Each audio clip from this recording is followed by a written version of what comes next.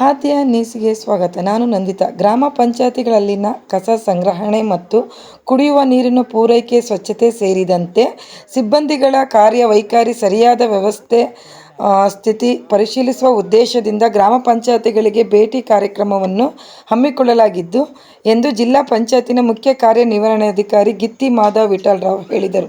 ಶನಿವಾರ ಮುಂಜಾನೆ ಚನ್ನಗಿರಿ ತಾಲೂಕಿನ ಅಜ್ಜಿಹಳ್ಳಿ ಮತ್ತು ಹೊನ್ನೆಬಾಗಿ ಗ್ರಾಮ ಪಂಚಾಯತಿಗಳಿಗೆ ಭೇಟಿ ನೀಡಿ ಮಾತನಾಡಿ, ಗ್ರಾಮ ಪಂಚಾಯತಿಗಳ ಜನರ ಸಮಸ್ಯೆಗಳನ್ನು ಹೊತ್ತು ಜಿಲ್ಲಾ ಪಂಚಾಯತ್ಗೆ ಬರುವುದರ ಬದಲು ಅಧಿಕಾರಿಗಳಾದ ನಾವುಗಳೇ ಸ್ಥಳಕ್ಕೆ ಭೇಟಿ ನೀಡಿ ಜನರ ಸಮಸ್ಯೆಗಳನ್ನು ತಿಳಿದುಕೊಳ್ಳುವಂತೆ ಪ್ರಯತ್ನ ಮಾಡುತ್ತಿದ್ದೇವೆ ಎಂದು ತಿಳಿಸಿದರು.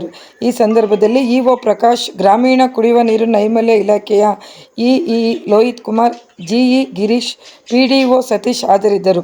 ವರದಿ ಸತೀಶ್ ಎಂಪವರ್, ಚನ್ನಗಿರಿಯಿಂದ.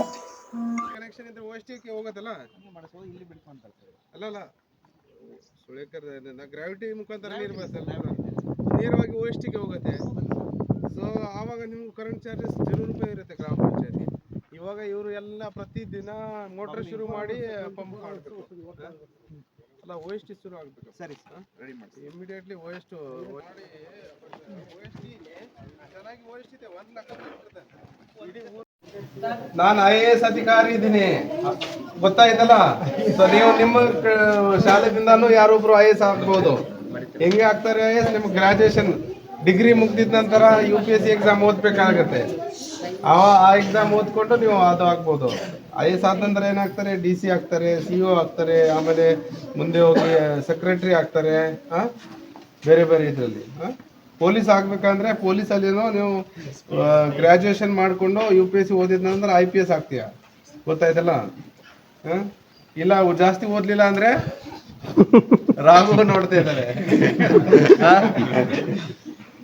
ಓಕೆ, ಸರಿ.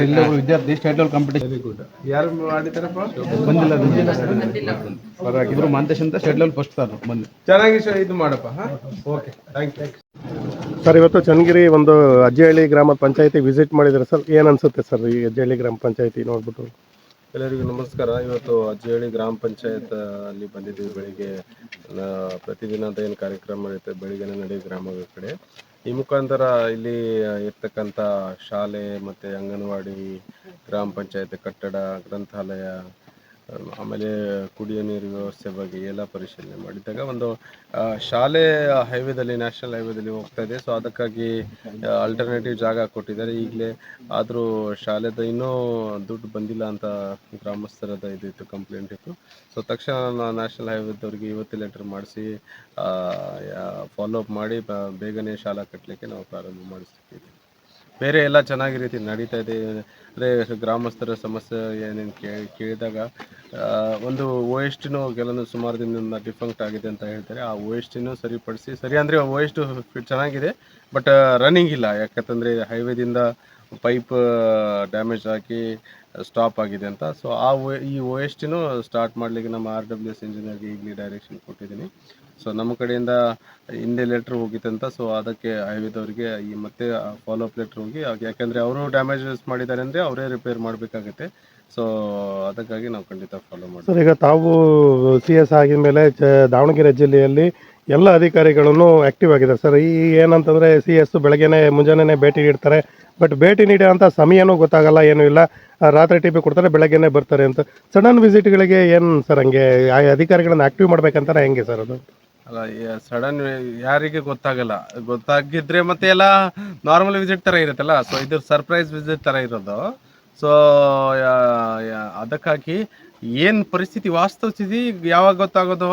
ಸರ್ಪ್ರೈಸ್ ವಿಸಿಟಲ್ಲಿ ಎಲ್ಲ ಹೇಳಿದ ನಂತರ ಮತ್ತೆ ಎಲ್ಲ ಸರಿ ಇರುತ್ತೆ, ಎಲ್ಲರಿಗೆ ಅನ್ಸುತ್ತೆ ಎಲ್ಲ ಚೆನ್ನಾಗಿದೆ ಅಂತ. ಆ ಥರ ಇರಲ್ಲ. ಸೊ ಅದಕ್ಕಾಗಿ ನಾನು ಎಲ್ಲಿನೂ ಹೋಗ್ತೀನಿ ಆವಾಗ ಸರ್ಪ್ರೈಸ್ ವಿಸಿಟ್ನೂ ಇರುತ್ತೆ.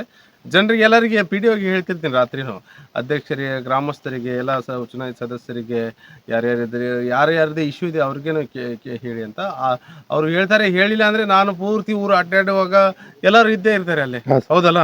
ಯಾಕಂದರೆ ನಾನು ಒಂದು ಓಣಿದಿಂದ ಹೋಗಲ್ಲ, ಎಲ್ಲ ಊರು ಅಡ್ಡಾಡ್ತೀನಿ, ಎಲ್ಲ ಕಡೆ ಇರ್ತೀನಿ. ಒಂದು ನೋಡಿ ಇಲ್ಲೇ ಬಂದ ನಂತರ ಅಜ್ಜಿಹಳ್ಳಿ ಇಲ್ಲೇ ಬಂದ ನಂತರ 1 ಗಂಟೆ ಆಯಿತು, ಪೂರ್ತಿ 1 ಗಂಟೆದಿಂದ ಇಲ್ಲೇ ಇದ್ದೀನಿ. ಸೊ ಆವಾಗ ಎಲ್ಲ ಗ್ರಾಮಸ್ಥರು ಬಂದು, ಊರದವರು ಬಂದು ಹೇಳ್ತಾರೆ. ಸರ್, ಈಗ ಪಂಚಾಯತ್ ವ್ಯವಸ್ಥೆಯಲ್ಲಿ ಘನತ್ಯಾಜ್ಯ ವಿಲೇವಾರಿ ಘಟಕಗಳು ಪ್ರಮುಖ ಪಾತ್ರವನ್ನು ವಹಿಸ್ತವೆ ಸರ್. ಘನತ್ಯಾಜ್ಯ ವಿಲೇವಾರಿ ಘಟಕಗಳಲ್ಲಿ ಕಸ ಸಂಗ್ರಹಣೆ ಒಂಚೂರು ಸರಿಯಾದ ರೀತಿಯಲ್ಲಿ ಆಗ್ತಾ ಇಲ್ಲ ಅಂತೇಳಿ ಆರೋಪ ಇದೆ, ಏನು ಸರ್ ಅದು? ಸಮಸ್ಯೆ ಅಂದರೆ ಘನತ್ಯಾಜ್ಯ ವಿಲೇವಾರಿ ಘಟಕದಲ್ಲಿ ಆ ಸ್ವಸಹಾಯ ಸಂಘ ಮಹಿಳೆಯರು ನಿರ್ವಹಿಸಬೇಕಂತ ಇದೆ. ಸೊ ಕೆಲವೊಂದು ಕಡೆ ಭಾಳ ಚೆನ್ನಾಗಿ ನಡೀತಾ ಇದೆ. ಚೀಲೂರು ಬೇರೆ ಬೇರೆ ಪಂಚಾಯತಲ್ಲಿ ಒಳ್ಳೆಯದು ರೀತಿ ನಡೀತಾ ಇದೆ. ಬಟ್ ಕೆಲವೊಂದು ಪಂಚಾಯತಲ್ಲಿ ಸ್ವಸಹಾಯ ಸಂಘ ಆಕ್ಟಿವ್ ಇಲ್ಲ ಅದು ಕಾರಣದಿಂದ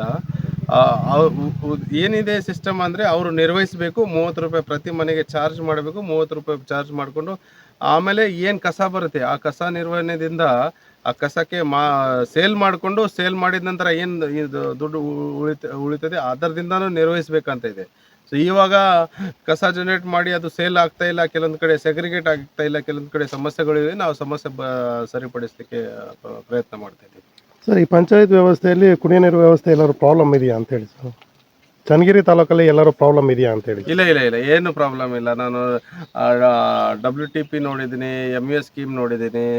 ಸುಮಾರು ಒಂದು 8 ತಿಂಗಳಿಂದ ಪ್ರತಿ ಸತಿ ನಾನು ಚನ್ನಗಿರಿ ಬಂದಾಗ ಮೇನ್ ಅಂದರೆ ಕುಡಿಯೋ ನೀರು ಮೇಲೆ ಫೋಕಸ್ ಮಾಡಿ ನೋಡ್ತಿರ್ತೀನಿ. ಸೊ ನಮ್ಮ WTP ಸುಳಿಕೆರೆ ನೀರಿನಿಂದ ಚೆನ್ನಾಗಿ ಬರ್ತಾಯಿದೆ, ಏನು ಸಮಸ್ಯೆ ಇಲ್ಲ. ಕೆಲವೊಂದು ಕಡೆ OST ಸಮಸ್ಯೆ ಇರಲಿ, ಅದು ಬಂದಾಗ ನಾವು ಸರಿಪಡಿಸ್ತೀವಿ. ಸರ್, CS ವಿಸಿಟಿಂದ ಎಲ್ಲ ಇಲಾಖೆಗಳು ಆಕ್ಟಿವ್ ಆಗ್ತಿದಾವ ಅಂತ ಹೇಳಿ ಸರ್.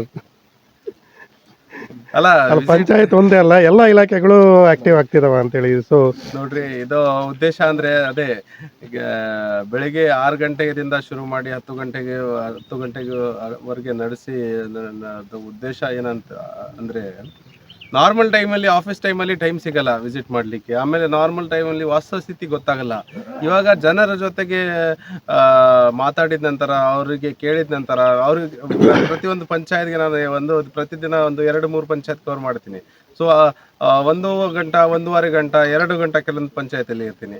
ಅಷ್ಟು ಟೈಮ್ ಯಾವಾಗ್ಲೂ ಸಿಗಲ್ಲ. ಸೊ ಅದಕ್ಕಾಗಿ ನಮ್ಮ ಎಲ್ಲ ಅಧಿಕಾರಿ ವರ್ಗದವರು ಚೆನ್ನಾಗಿ ರೀತಿ ಕೆಲಸ ಮಾಡ್ತಿದ್ದಾರೆ. ಬರೀ ನಾನು ಒಬ್ಬರೇ ಅಲ್ಲ, ನಮ್ಮ ಎಲ್ಲ ಅಧಿಕಾರಿದವರು ಇರ್ತಾರೆ, EO ಇರ್ತಾರೆ, PDO ಇರ್ತಾರೆ, ಇಂಜಿನಿಯರ್ಸ್ಗಳು ಇರ್ತಾರೆ, CDPO ಇರ್ತಾರೆ, ಕೆಲವೊಂದು DD ಇರ್ತಾರೆ. ಸೊ ಈ ರೀತಿ ನಾವು ಪ್ರತಿ ಗ್ರಾಮದಲ್ಲಿ ಹೋಗಿ ಅಲ್ಲಿ ಏನೇನು ಸಮಸ್ಯೆ ಇದೆ ಕೇಳಿಕೊಂಡು, ಗ್ರಾಮ ಪಂಚಾಯತ್ದವರು ಗ್ರಾಮಸ್ಥರು ಜಡ್ಪಿಗೆ ಬರೋ ಬದಲಿ ನಾವೇ ಗ್ರಾಮ ಪಂಚಾಯತ್ ಹತ್ರ ಹೋಗಿ ಜನರ ಹತ್ರ ಹೋಗಿ ಜನರ ಬಾಗಿಲಿಗೆ ಹೋಗಿ ಸಮಸ್ಯೆ ಬಗೆಹರಿಸಲಿಕ್ಕೆ ಪ್ರಯತ್ನ ಮಾಡ್ತಾ ಇದ್ದೀವಿ. ಸರ್, ಹಿಂದೆ ಮಹಾಂತೇಶ್ ಬೀಳಗಿ ಸರ್ ಇದ್ದಂಥ ಸಂದರ್ಭದಲ್ಲಿ ಕೆಲವೊಂದು ಸಮಸ್ಯೆಗಳ ಇರೋಂಥ ಗ್ರಾಮಗಳಲ್ಲಿ ಗ್ರಾಮ ವಾಸ್ತವ್ಯ ಮಾಡ್ತಾರೆ, ಅವ್ರು ಇಲಾಖೆಗೆ ಸಂಬಂಧಪಟ್ಟಂಗೆ. ಸರ್, ಹಂಗೇನಾದ್ರು ಸಮಸ್ಯೆ ಇರೋಂಥ ಗ್ರಾಮಗಳು ತಾವೇನಾದ್ರು ಮುಂದೆ ಗ್ರಾಮ ವಾಸ್ತವ್ಯ ಮಾಡೋಂಥ ಮಾಡೋಣ, ಖಂಡಿತ ಗ್ರಾಮ ವಾಸ್ತವ್ಯ ಮಾಡ್ಬೋದು. ಅಲ್ಲಿ ಸಮಸ್ಯೆ ತಿಳ್ಕೊಳ್ಳಿಕ್ಕೆ ನಾವು ರಾತ್ರಿ ಬರ್ಬೋದು, ಮಧ್ಯರಾತ್ರಿ ಬರ್ಬೋದು, ಗ್ರಾಮ ವಾಸ್ತವ್ಯ ಮಾಡ್ಬೋದು, ಎಲ್ಲ ಪ್ರಯತ್ನಗಳು ಮಾಡೋಣ. ಧನ್ಯವಾದ.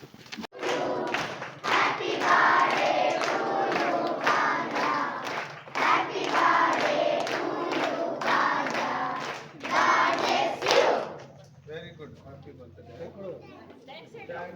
ಎಲ್ಲರಿಗೂ ಥ್ಯಾಂಕ್ಸ್. ಚೆನ್ನಾಗಿ ಓದೋಣ. ಎಷ್ಟು ವಯಸ್ಸಾಗಿದೆ? ಎಷ್ಟನೇ ಕ್ಲಾಸು? ಎಷ್ಟನೇ ಕ್ಲಾಸ್ ನೀನು? ಒಳ್ಳೆಯದು. ಹಾಂ ಹಾಂ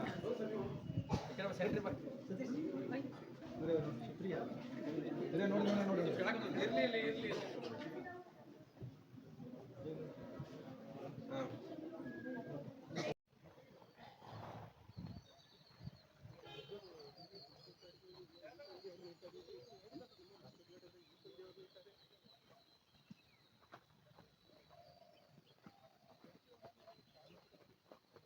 ಬಿಡಪ್ಪ, ಟಾಯ್ಲೆಟ್ ಸಮಸ್ಯೆ ಇದೆ.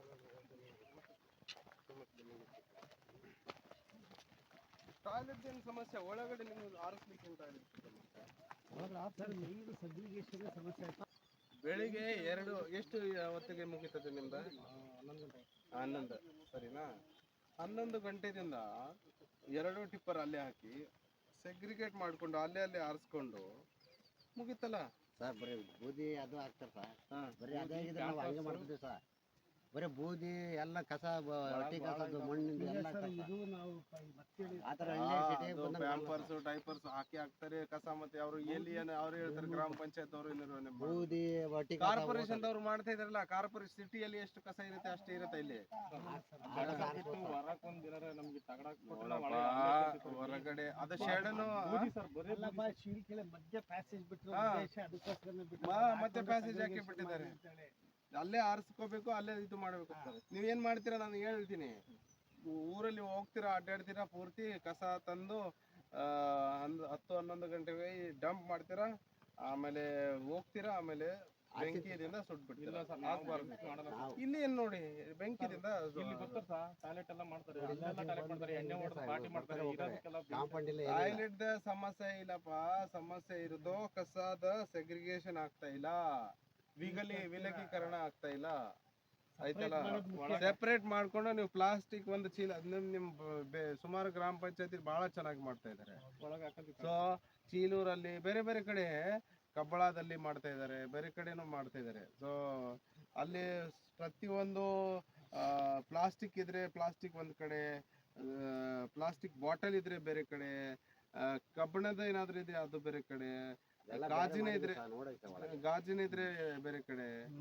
ಸೊ ಆ ತರ ಮಾಡಿ, ಮತ್ತೆ ನಿಮ್ಮ ಏನಾಗತ್ತೆ ಇವಾಗ ನೀವು ಈ ತರ ಮಾಡ್ತಿದ್ರೆ ಇನ್ನೂ 2-3 ವರ್ಷ ಹೋಗ್ತಾ ಇಲ್ಲಿ ನಿಮ್ಗೂ ನಿಂದ್ರಾಕನು ಜಾಗ ಸಾಧ್ಯ ಆಗಲ್ಲ.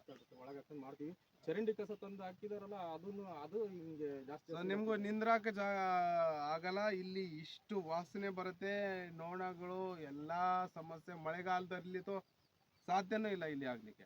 ಸೊ ನೀವು ಇದು ಎಲ್ಲ ಒಂದೇ ದಿನದಲ್ಲಿ ಆಗಲ್ಲ. ಪ್ರತಿ ದಿನ ನೀವು ಕಸ ತಂದ್ರೆ ಆವಾಗ ಸೆಗ್ರಿಗೇಟ್ ಮಾಡಿದ್ರೆ ಸಮಸ್ಯೆನೇ ಇರಲ್ಲ.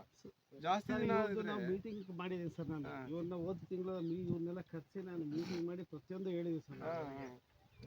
ಕರೆಕ್ಟ್ ಆಗಿ ಸೆಗ್ರಿಗೇಟ್ ಮಾಡ್ಕೊಂಡು ಮಾಡ್ಬೇಕು. ಕಾರ್ಪೊರೇಷನ್ ದಲ್ಲಿ ಮಾಡ್ತಾರೆ, ಎಲ್ಲ ಮಾಡ್ತಾರೆ. ಇಲ್ಲಿ ಏನ್ ಸಮಸ್ಯೆ ಇದೆ? ಅವತ್ತೇ ಮಾಡ್ಬಿಡ್ಬೇಕು.